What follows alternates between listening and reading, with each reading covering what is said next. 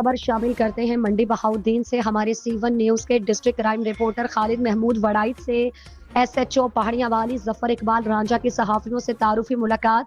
नए तायुनात होने वाले SHO जफर इकबाल रांझा ने जनरल सेक्रेटरी प्रेस क्लब पहाड़ियां वाली खालिद महमूद वड़ाइच से सहाफियों से मुलाकात करने की ख्वाहिश का इजहार किया, जिस पर जनरल सेक्रेटरी खालिद महमूद वड़ाइच की सरबराही में प्रेस क्लब पहाड़ियां वाली के एक वफ्द ने उनसे मुलाकात की। मुलाकात में बाहमी दिलचस्पी के उमूर पर खुशगवार माहौल में तबादला ख्याल किया।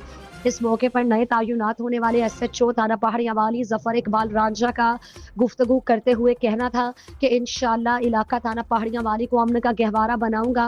DPO मंडी बहाउद्दीन अहमद मुहैयुद्दीन साहब ने खुसूसी टास्क दिया और मुनशियात फरोशों चेरों डकैतों का किला कमा करना है। इलाका थाना पहाड़ियां वाली की आवाम के जानो माल का तहफ़्फ़ुज़ मेरी अव्वलीन तरजीह है। हाल ही में होने वाली डकैतियों पर पुलिस टीम तश्कील दी जो कि मेरी सरबराही में 24 घंटे काम करेगी और इंशाअल्लाह ताला हम उन डकैतों को पकड़ने में बहुत जल्द कामयाब होंगे।